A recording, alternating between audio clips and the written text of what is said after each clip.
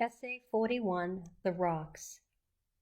We need the tonic of wilderness, to wade sometimes in marshes where the bittern and meadow hen lurk, and hear the booming of the snipe.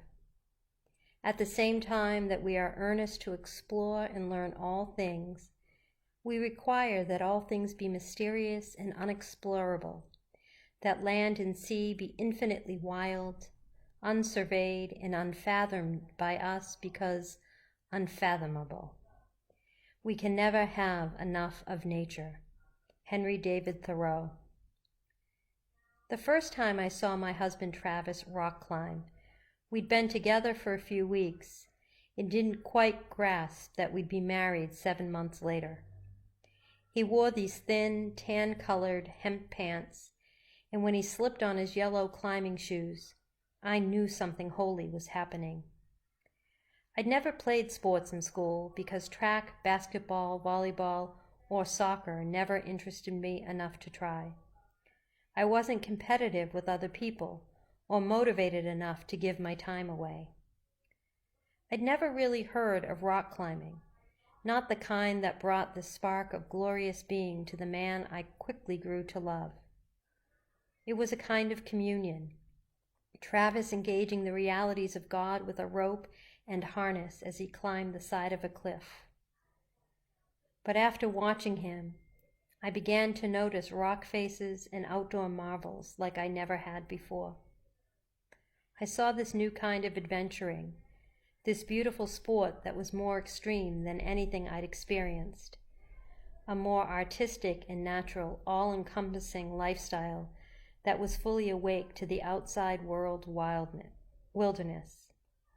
Shortly after we were married, we went camping at Horseshoe Canyon Ranch, and it was the first time in years that I'd camped with anyone.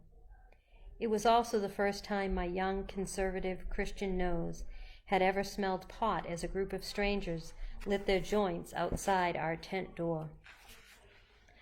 I'd brought a small DVD player so we could watch a movie in the tent that evening. Because I was uncomfortable with this environment, I completely missed the opportunity to embrace my husband's love of the natural world and this community of kind and wild people who called it home. We spent some time climbing the next day, and that tiny spark was being lit slowly in me, a sliver of the love I'd one day feel for the rock faces in the shining sun.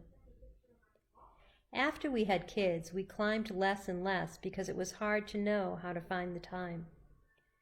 But I always saw that longing in his eyes and quietly prayed for the day he would get his climbing shoes and harness out from under the bed and begin again. Every spring, it seems, or at the end of a momentous season, Travis pulls up some climbing videos on YouTube and shows the boys this world that he adores and longs to return to. Last spring he climbed for the first time in years, and his muscles quickly remembered their old ways, his body and soul aching to be outside against the rocks again. We joined a climbing gym in the city as a family. Travis and I watched the boys shimmy up a wall as high as we are tall. With our own climbing, we felt muscles coming alive, with body aches as the result of new movement and healthy habits. There's a shift that happens to our life passions when we get married and have kids, and sometimes we protect those passions, and other times we let them go. But when I see my husband and boys watch videos of Chris Sharma climbing a rock face in France, I can see it, a future of father and sons trekking outdoors for kayaking, hiking a secret trail, bouldering around the wilderness.